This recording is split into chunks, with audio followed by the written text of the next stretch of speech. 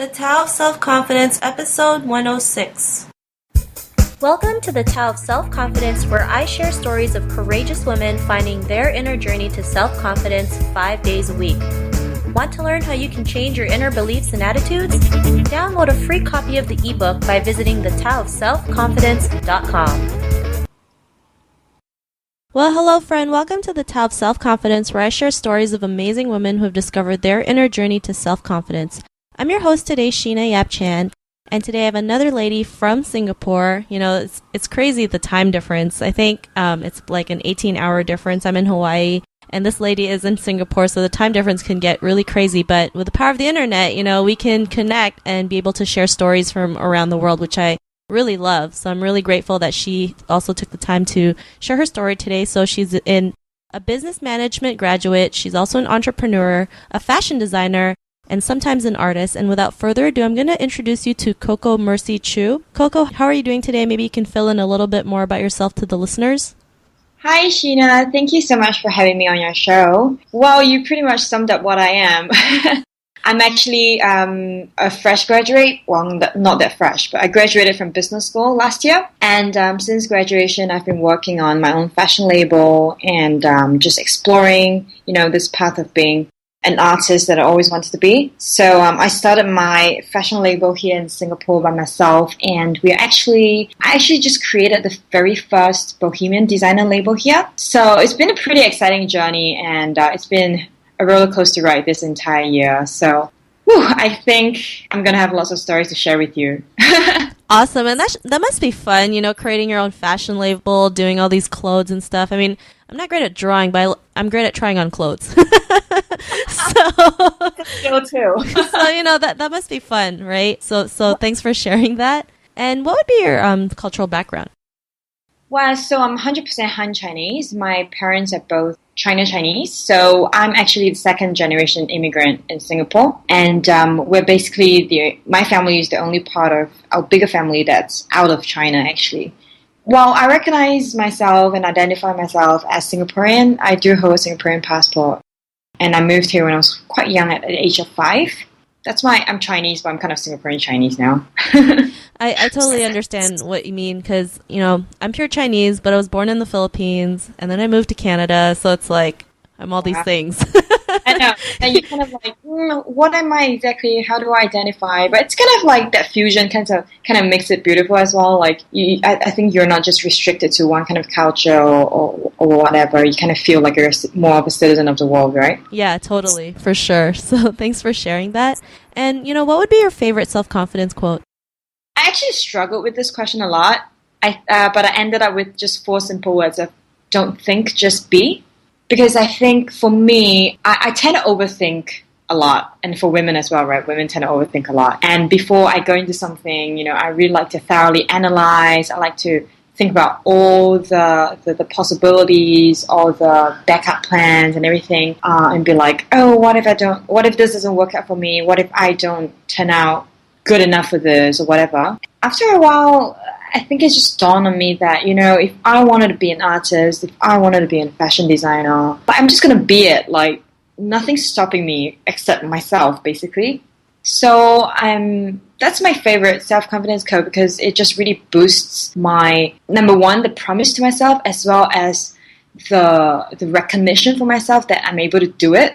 And it's been pushing me along the way quite a lot because, you know, it's a lonely journey to be an entrepreneur, and especially if you're in the business yourself. So I hope that the quote can also like be a simple one that really encourages other women as well.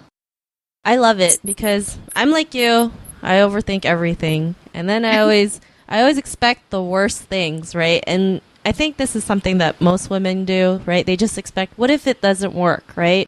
And nobody realizes it takes the same amount of energy to say, what if it does work, right? What if I can be that artist? What if I can have a successful business, right? Exactly. Because we've been so programmed to think of the worst things that we forget to realize that we can also think of the best things that could happen when we're in this journey. Whatever journey that we're in, whether it's entrepreneurship, you know, fitness, life, you know, we can always expect the best instead of always expecting the worst. So I really love that quote that you mentioned. So thanks for sharing that. The thing I want to mention also is because I think everything that we do is not really a straight line trajectory. like no matter how hard you plan for something, it's always just going to change in the process, right? So I think it was really important for me to discover through that, you should just be what you want to be in the process. No matter where you end up at the end, I think that's less important because there's so much self-discovery and like lessons to be learned in the journey itself. And I mean, it sounds pretty cliche, but honestly, I learned it the hard way, and I think women just need to hear it more in order to believe it, No, I totally agree. The more you have it ingrained in your head, the more you can like just do it, right? Just take action. So thanks for sharing that. And in your own words, how would you define self-confidence? I think to me, it's about knowing one's true self and really living up to it with pride and confidence, and also not being afraid of being different or unconventional to what is the societal standards or norms around you. I think I grew up a little bit different from other children. I studied a lot because, traditional Chinese parents.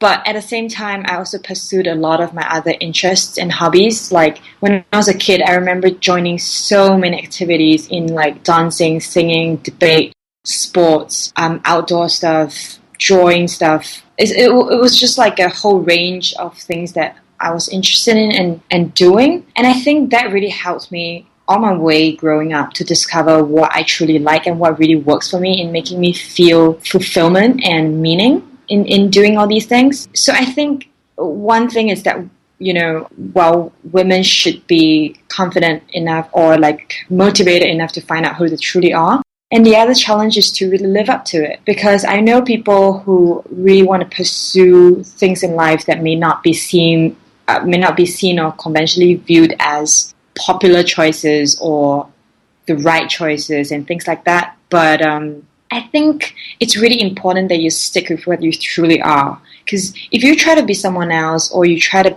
be the same, it's just going to make yourself like really unhappy, and it's going to make yourself really, unmotivated and undriven about things. So to me, being yourself and really pushing that boundary is very important. And I agree as well, right? Especially for women, we're always so afraid to push those boundaries because we're so afraid of what other people might think of us. But the more we let go of that, the more we are free to do what we want. So thanks for sharing that awesome definition. And what was your life like before your discovery of self-confidence? Wow, I was so self-conscious about everything I do and everything and how I looked and how I acted around people. I mean, I was a very bubbly and like cheery girl when I was a teenager. But, some people viewed that as being very loud and attention-seeking. And, I was easily always defeated by people's judgment on that. And hence, I had to like always tone my character down or like, not express myself that much in case people judged me or said something about me or like talked about me behind my back. And I was so easily hurt from criticism from other people. I always self-doubted, like, am I acting the right way? Am I doing the right thing? I think I was just I could have been happier, like if I didn't care so much about what other people thought about me. And I don't know, I guess I just felt very unsure about myself because I wasn't really sure what was expected of me and what I should really be. I think we all go through that, right? Just, always kind of like making sure we're taking the right action so that nobody talks about us or calls us certain names. And sometimes it can get really draining, right? We end up just really tired and just negative, and then we just end up losing ourselves in the process. So, what was that aha moment in your life when you realized you didn't always have to do that? You can just be who you are and just let go of being, self-conscious, letting go of what other people thought of you.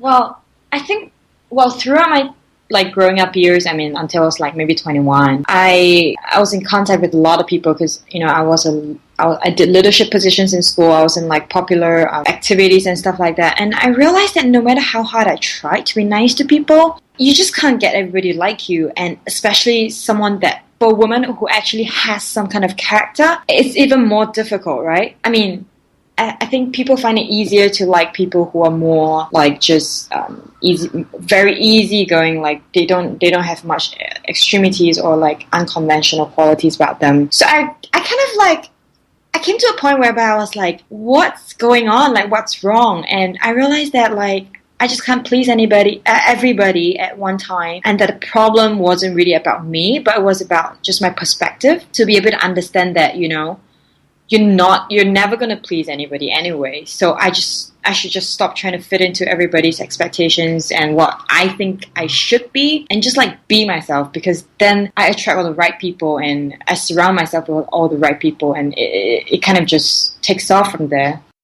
Thanks for sharing that. And yeah, sometimes when you just let go of those notions and knowing that, you cannot please everybody, it's just impossible, right? It doesn't exist, right? We can just say it doesn't exist. You just can't please everybody. And when you can figure that out and you're aware of that, you can finally let go of that notion and just be who you are. And I'm glad you're able to, realize that, because there's so many women out there who still feel like they have to please everyone and do everything for everyone. And there's nothing wrong with that. But if you're always just constantly doing that and forgetting to, love yourself in the process, then, that's when people have these self-confidence issues. So, what's your life like after that realization?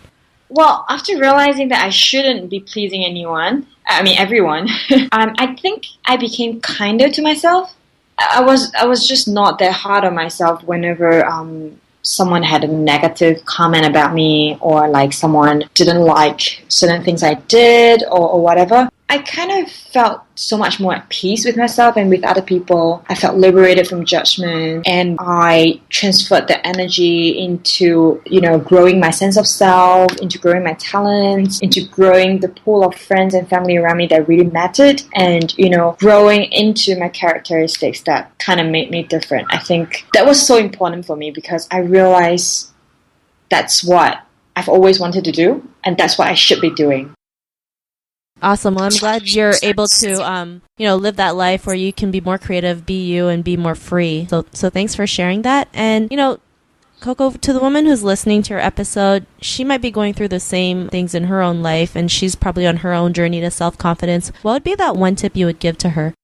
I think women really need to know that the one single person that should make the most difference to themselves and should be the most important person in their list of priorities is themselves. Because whatever happens to you outside of ourselves is beyond our control. But we can make any circumstance or any situation different, and we can turn things around with what we have inside ourselves. So we should really be investing time and energy into self-discovery, into knowing yourselves, into growing your talents. And don't be daunted by your differences or weaknesses, because everyone has them. And we need to really step up and say that, women are all unique creatures. We all have our different strengths and characteristics, and we should be celebrated for every single one of them. And I think once you change that perspective, and once you really make that perspective the motto or the center of everything you do, everything else will follow. You will realize like your life just